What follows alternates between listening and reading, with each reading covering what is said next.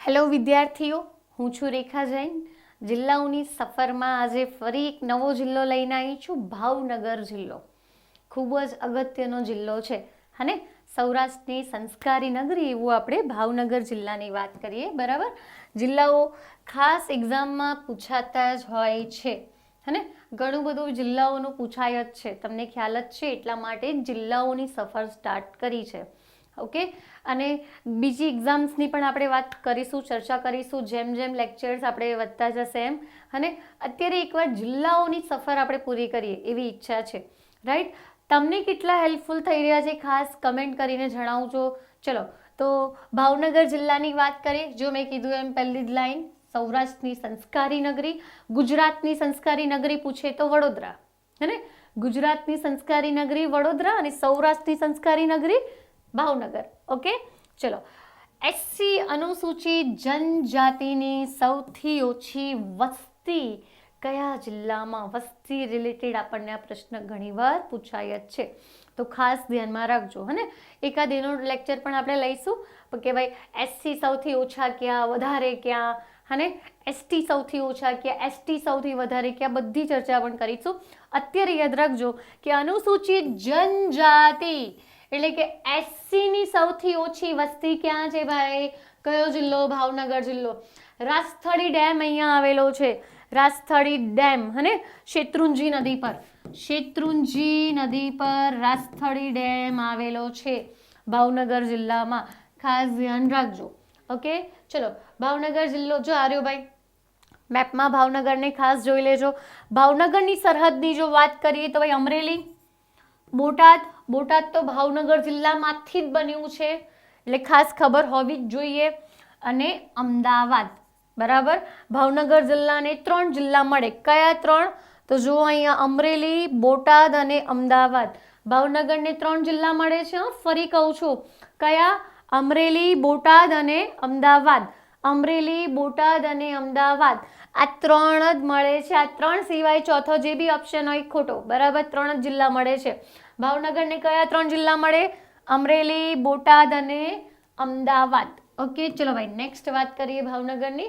તો ભાઈ આપણી વલ્લભી વિદ્યાપીઠ કેમ નહીં ભૂલાય? બરાબર, હિસ્ટ્રીમાં આપણું ખાસ મહત્વનો પોઈન્ટ છે વલ્લભી વિદ્યાપીઠ.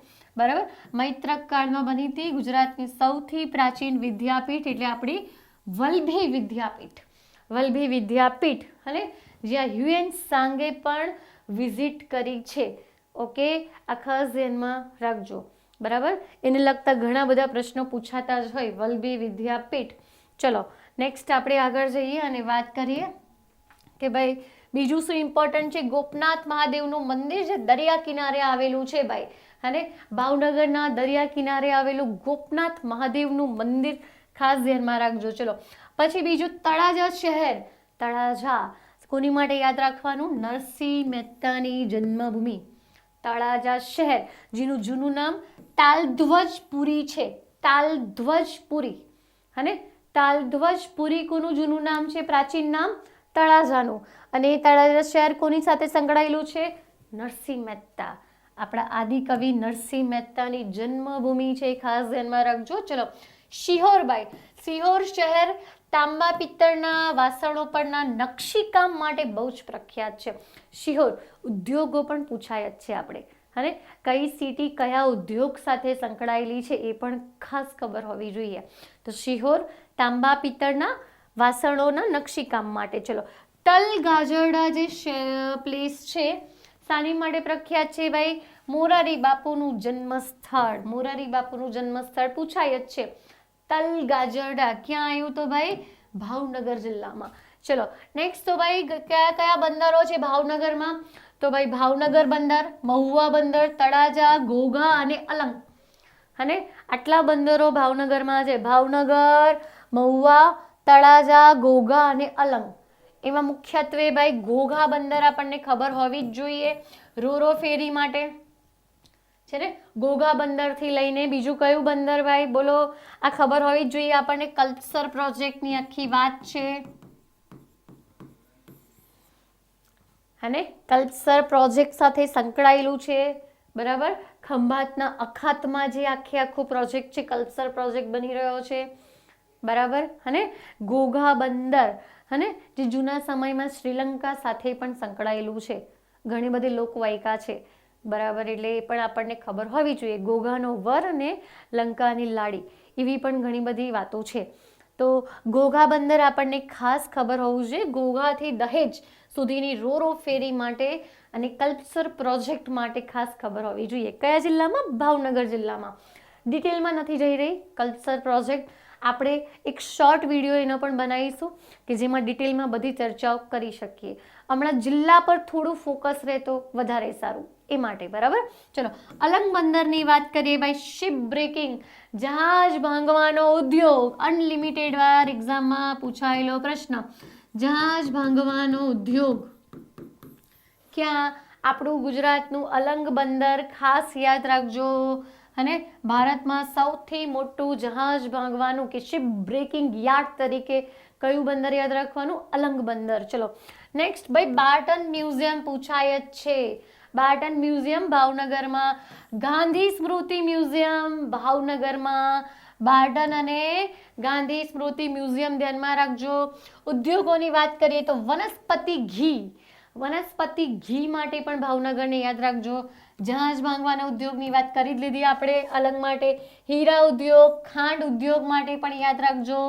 ખેતીના ઓજાર માટેનો પણ વલભીપુર યાદ રાખજો.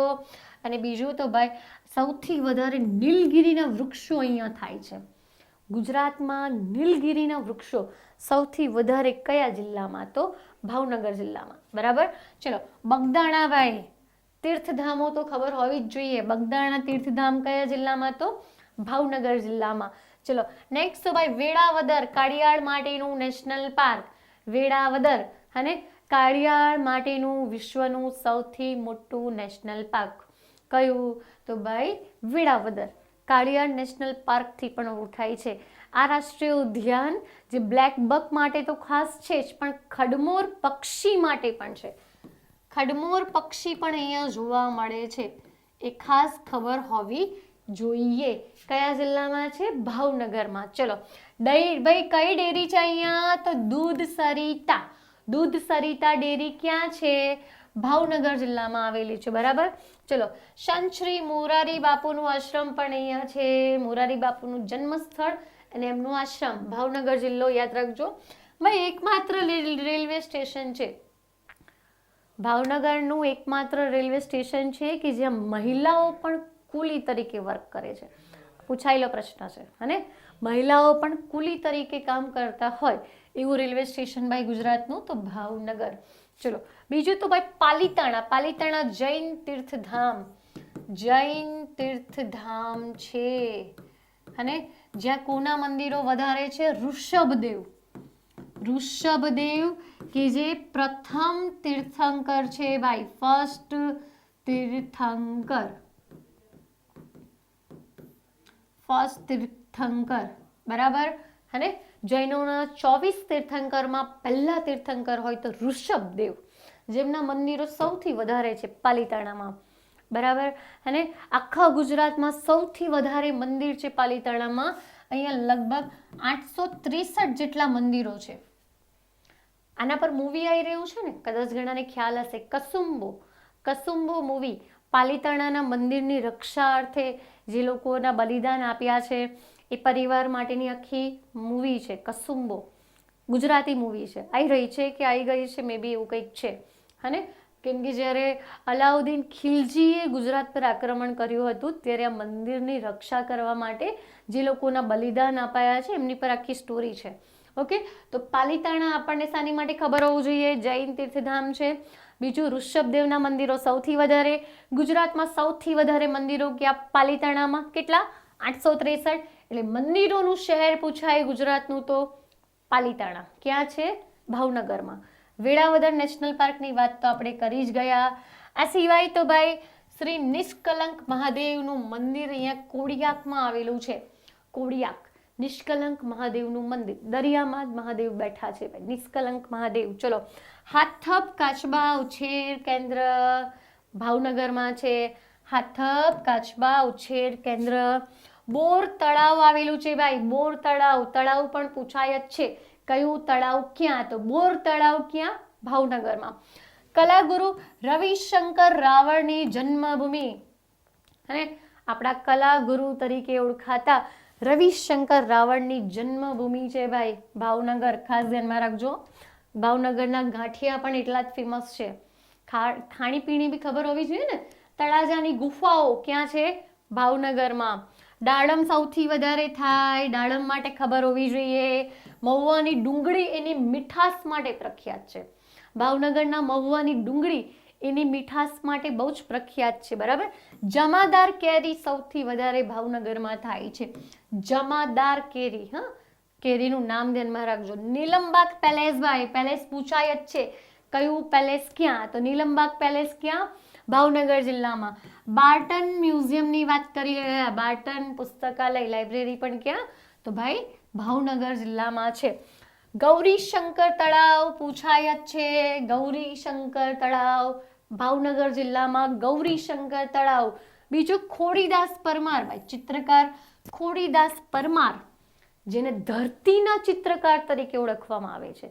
ઘણીવાર એક્ઝામમાં પ્રશ્ન પૂછાય છે, ધરતીના ચિત્રકાર કોણ? તો ભાઈ ખોડીદાસ પરમાર. ક્યાં? ભાવનગર જિલ્લાના છે. ચલો નેક્સ્ટ તો ભાઈ કણબી ભરત. ભાવનગરનું કણબી ભરત પણ પ્રખ્યાત છે. અને આપણને એ પણ પૂછાય છે કયું ભરત ક્યાંનું પ્રખ્યાત છે? તો ભાઈ કણબી ભરત ક્યાંનું? ભાવનગર જિલ્લાનું. મહારાજા કૃષ્ણકુમાર સિંહજી યુનિવર્સિટી ભાવનગર જિલ્લામાં છે. ઓકે, ચલો તો ભાવનગર જિલ્લાની ઘણી બધી વાતો કરી. ખાસ યાદ રાખજો, બાર્ટન મ્યુઝિયમ ઘણીવાર પૂછાય જ છે. અને બરાબર, આ સિવાય ગૌરીશંકર તળાવ બી યાદ રાખજો. બોર તળાવ પણ યાદ રાખજો. મોરારી બાપુની જન્મભૂમિ યાદ રાખજો. પાલીતાણા યાદ રાખજો, પૂછાય જ છે. તળાજાની ગુફાઓ પૂછાય છે. ઘણું બધું છે. નરસિંહ મહેતાને યાદ રાખવાના. અને ચલો તો થેન્ક યુ સો મચ વિદ્યાર્થીઓ.